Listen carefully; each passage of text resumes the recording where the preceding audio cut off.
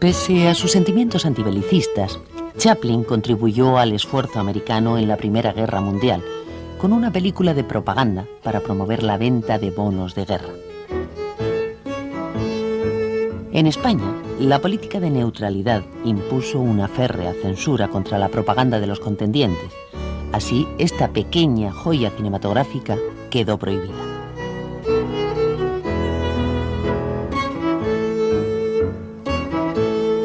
De la censura en el cine mudo existe muy escasa documentación. Incluso la memoria de los supervivientes de la época se ha vuelto confusa por el paso del tiempo.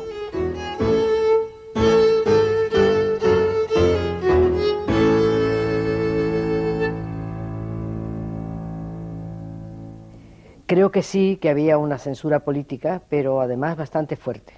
La censura, yo no me acuerdo de que hubiera censura entonces. La censura vino después, digamos, la parte de militar y la parte eclesiástica, todas estas cosas por norma ya no se tocaba. No se tocaba porque había una censura. Había una censura que dimanaba del público, que no iba a ver lo que... Yo no creo que, oficialmente creo que no había, en aquella época, en los años 20, pero el público no iba a ver según qué.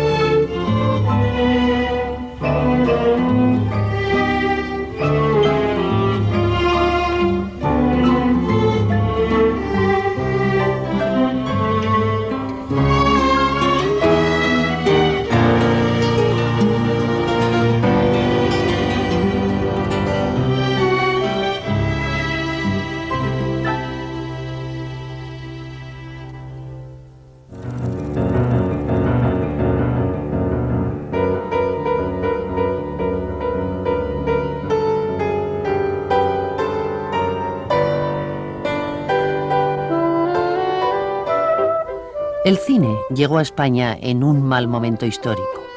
El nuestro era un país atrasado y sumido en una profunda crisis, en el que había más de 8 millones de pobres y la mitad de la población era analfabeta.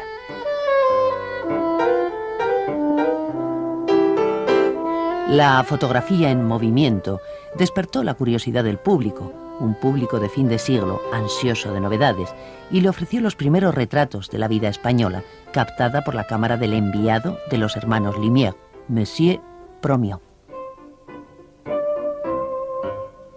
Entonces la España de principios del siglo había una cierta esperanza, después del desastre de la pérdida de Cuba, de Filipinas y de Puerto Rico, y estaba la idea de que ya replegados al solar patrio, las cosas empezarían a mejorar, pero no fue así. El ejército derrotado vuelve a la península y hay que buscarle nuevas aventuras. Empieza la guerra de Marruecos y se pone en marcha otra vez todo el sistema de represión. En un país crispado por las tensiones sociales, el cine se convirtió en una diversión popular. Las salas de proyección se multiplicaron por toda España.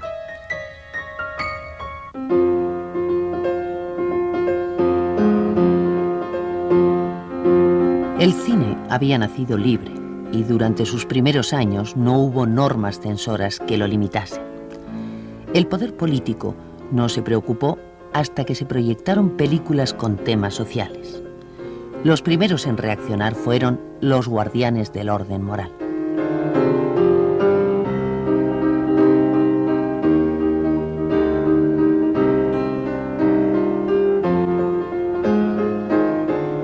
En 1909, una severa orden del vicario de Roma prohibió que los curas fueran al cine, considerando a las salas de proyección como lugares propicios al pecado. La Iglesia presionó para que se estableciera la censura de cine.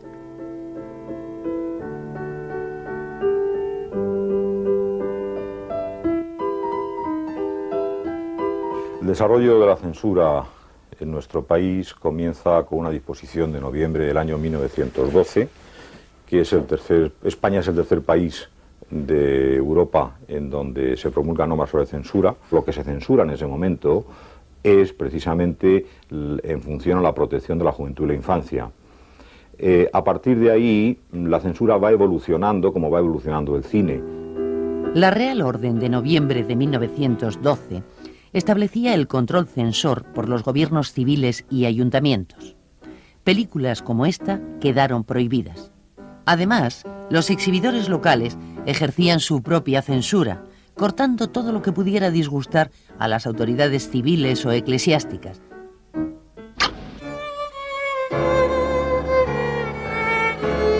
Según el historiador Miquel Porter, el corte de censura más antiguo que se conserva en nuestro cine se dio en esta escena de Carmen, escena que podemos ver íntegra gracias a una copia francesa encontrada en Cataluña. Los censores decidieron suprimir el erótico bocado que el torero Escamillo propinaba a la gitana, cuya expresión de placer resultaba excesiva para los criterios de la época.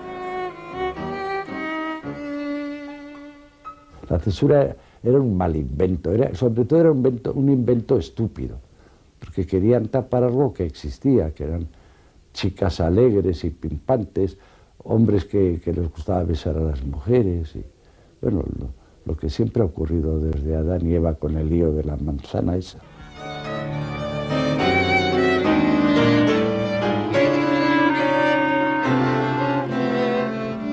La marca del fuego fue el primer gran éxito comercial de Cecil B. DeMille.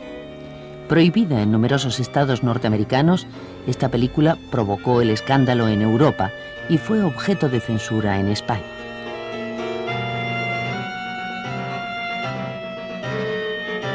La historia de un japonés que marcaba a su amante blanca con un sello candente contenía elementos de sexo y racismo que chocaron con los esquemas morales de la sociedad de comienzos de siglo.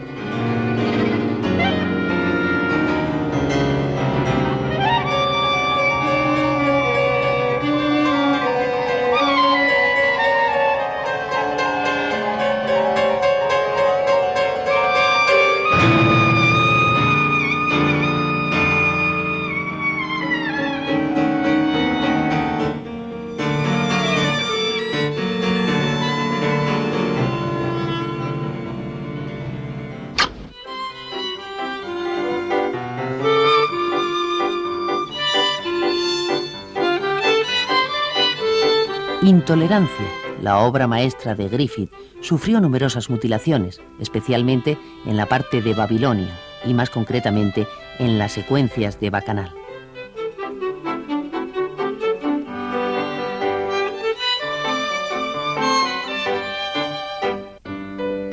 La actuación de la censura provocó protestas en la prensa. Algunos casos resultaron escandalosos. Los muertos hablan fue cortada por la crudeza con que trataba el tema del alcoholismo.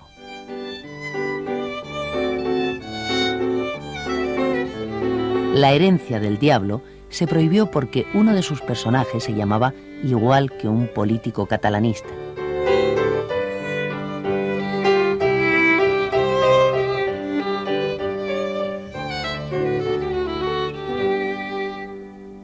En 1913 se amplían las normas que un año antes habían quedado establecidas por la censura. Sin embargo, desconocemos cuál es la influencia de estas normas sobre el cine español. Sí sabemos que en 1916 se crea una normativa específica para las películas bélicas que deberían llegar a las pantallas españolas.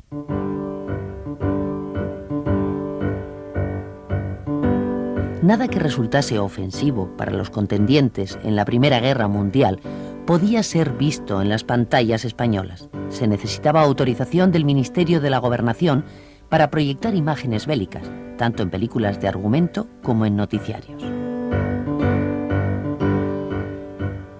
En un país neutral como era España, que el rey era germanófilo, pero la sociedad más bien era anglófila, esto llevaba a discusiones y llevaba hasta alteraciones del orden público.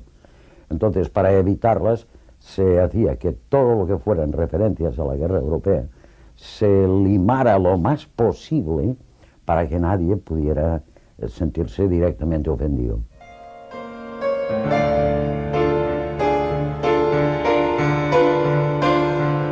La neutralidad oficial hizo que el público español se quedase sin ver algunas obras maestras. Una de ellas fue Corazones del Mundo, rodada por Griffith por encargo del gobierno británico.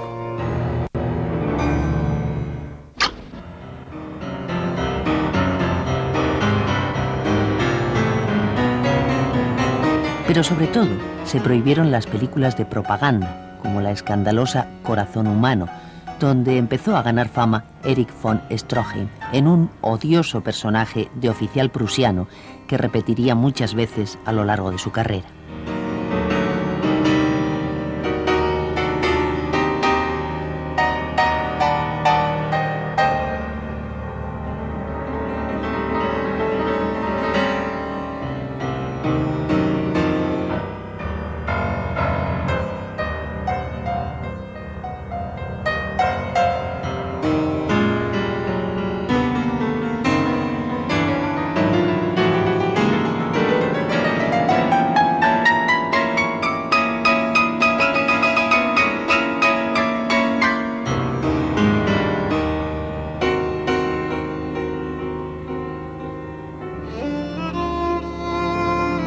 Aunque el control censor disminuyó tras el final de la Gran Guerra, las pantallas españolas siguieron sin reflejar las luchas crecientes de una sociedad en conflicto. Nuestro cine se mantenía políticamente mudo, mientras producía películas pornográficas de modo clandestino. En la época del cine mudo había muchas películas pornográficas, indecentes, asquerosas, vulgares y espantosas.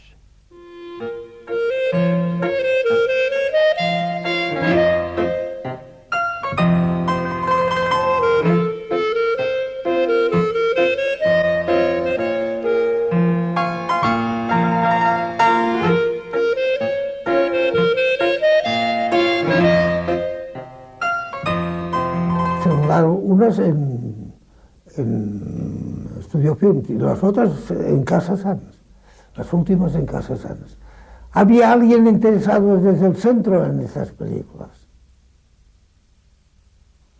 Porque Baños no hizo las películas pornográficas, digamos, porque sí, para hacerlas, no. Hubo un encargo, que era el conde de Romanos, que estaba por el medio, pues por lo tanto, este era el que era el responsable del movimiento del dinero.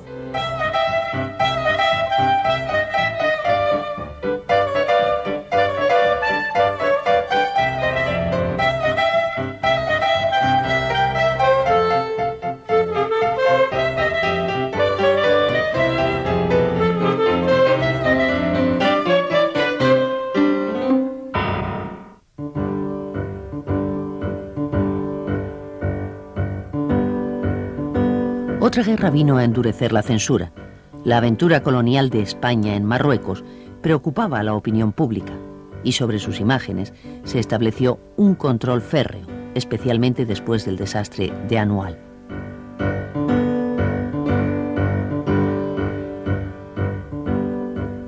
Pero la guerra continuaba, había el sorteo forzoso para ir a Marruecos, que entristecía a muchos padres, naturalmente, y a muchos jóvenes. Y luego vino la tentativa, el desastre de Anual, que sí causó una gran impresión, y recuerdo desfilar tropas que se mandaban con urgencia a Melilla, pues algunos soldados iban llorando, cosa que impresionaba mucho.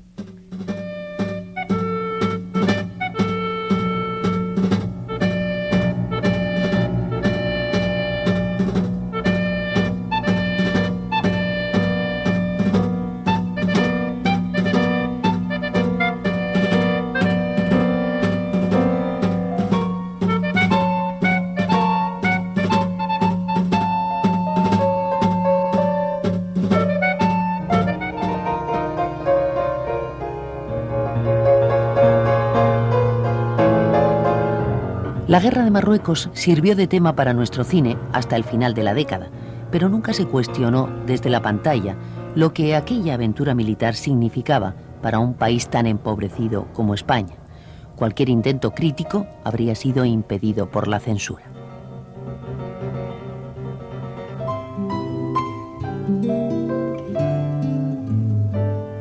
Ante los fracasos en Marruecos y el fermento revolucionario en España, el rey y el ejército establecieron en 1923 la dictadura de Primo de Rivera, apoyada por la burguesía y la Iglesia. Está a nuestro cuidado y al vuestro, a vuestra responsabilidad y a la nuestra dirigir. Si quisieran resistirse,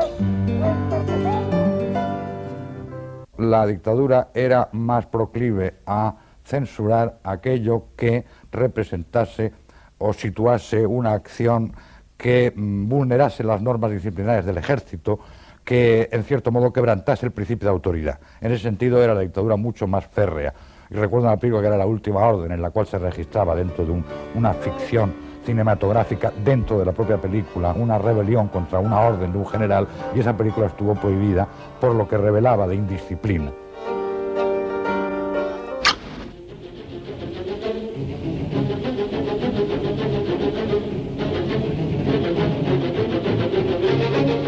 La rebelión popular más famosa de la historia del cine se convirtió en bestia negra de los censores españoles.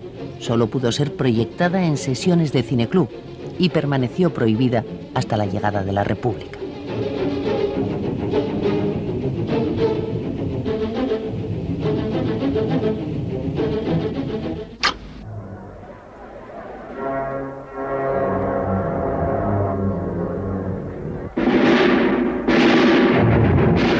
La misma suerte corrió Octubre, el canto a la Revolución Soviética que Eisenstein rodó para conmemorar su 10º aniversario.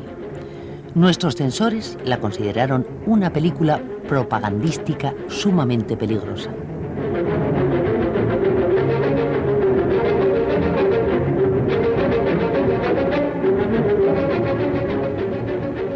esto es la censura, ya, de verdad, doña Anastasia, entonces sus normas y en fin, y que se prohíbe todo. La pintaban con un moño, pero eso no es síntoma de vieja renegona, contrario a lo que la alegría y la belleza, como un moño, una vieja.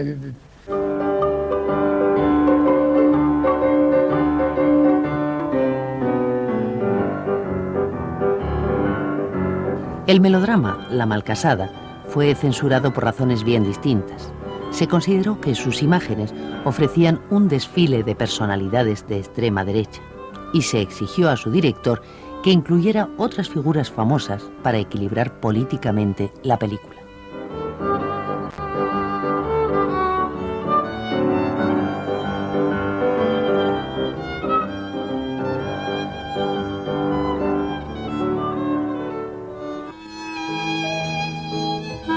Otro caso polémico fue cuando la censura eclesiástica obligó a cambiar el título de la película Secreto de Confesión por el de Justicia Divina. La censura se ejercía de la siguiente manera.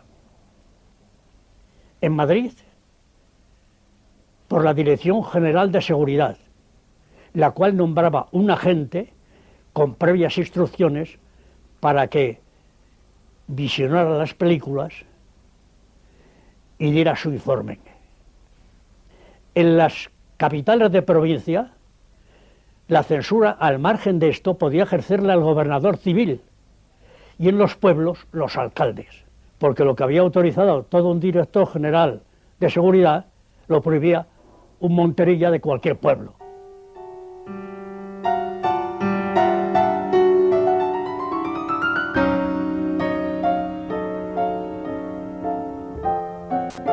Gran parte del público español se quedó sin ver el debut cinematográfico de Greta Garbo, ya que muchas autoridades locales prohibieron la proyección de La calle sin alegría por su crudo retrato de la prostitución.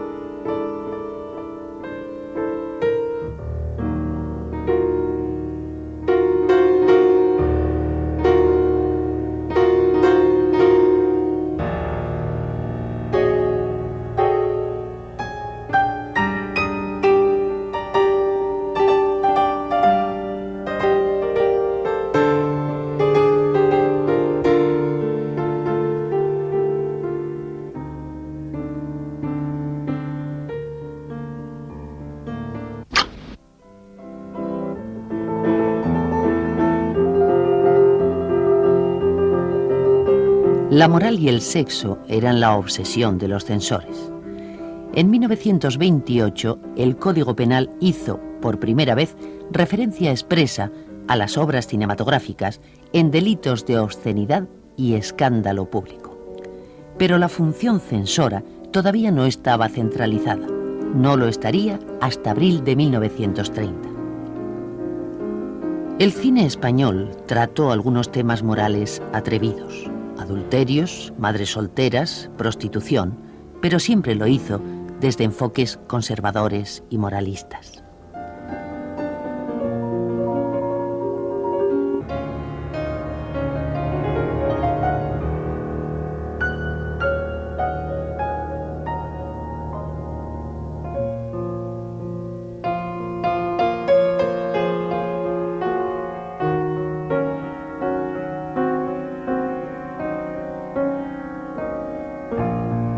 Un caso extraño fue Rosa de Madrid, cuyos protagonistas serían felices gracias a un suicidio, no cortado, pese a ser un tema tabú para la censura en todo el mundo.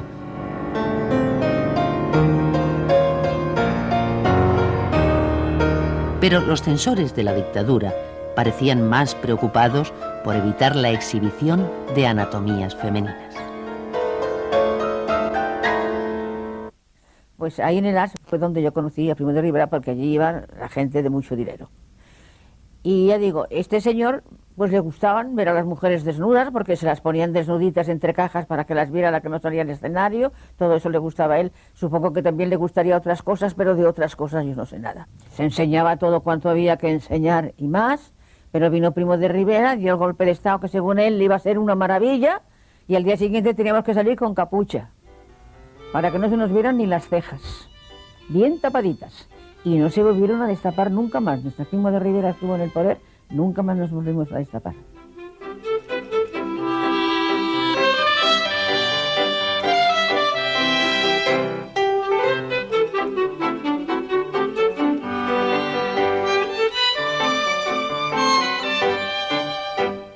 Benito Perojo rodó en París el año 27 una película llamada Condesa María, basada en un texto de Luca de Tena, en el cual aparece seguramente el primer desnudo del cine español, aunque fue una coproducción con Francia, con Albatros. Y hay una escena en la cual una actriz se ducha de espaldas y hay un desnudo íntegro. En el guión original no figura esta escena, que se cortó en España.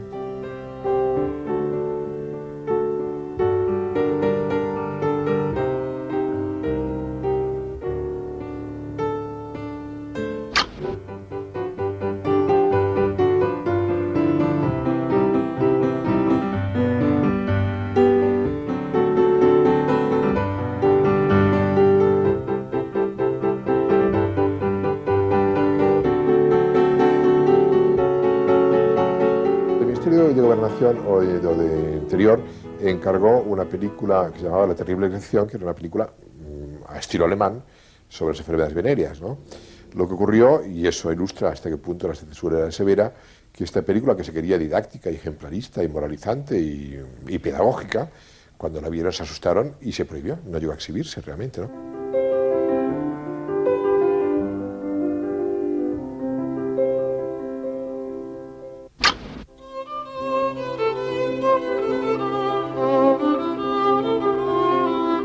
Las escenas de amor entre las más fogosas estrellas del cine se convirtieron en material favorito para los ejercicios de tijera de nuestros censores.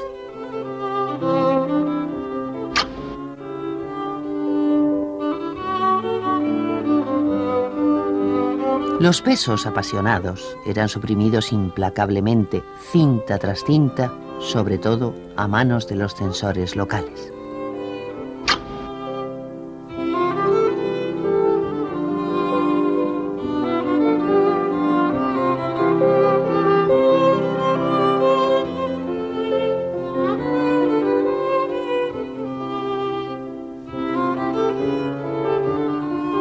Porque entonces no dejaban ni dar un beso bien dado y que durara 2 segundos.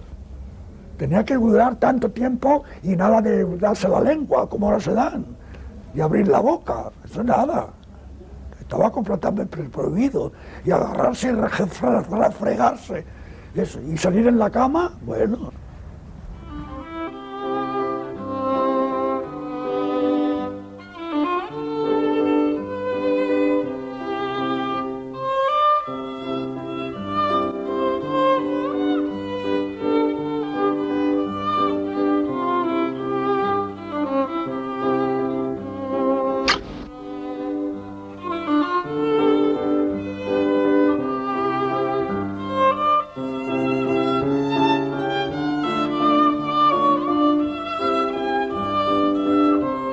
Al tiempo que se cortaban los besos de las películas extranjeras, los rigores de la censura hicieron que apenas se rodasen besos en el cine español.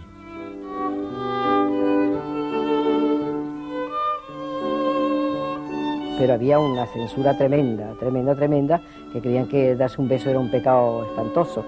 Y bien que lo sentíamos muchos actores, porque de vez en cuando nos gustaba que nos besaran, esa es la realidad. Pero no había besos. Yo en mis películas antiguas no tengo ningún beso con nadie.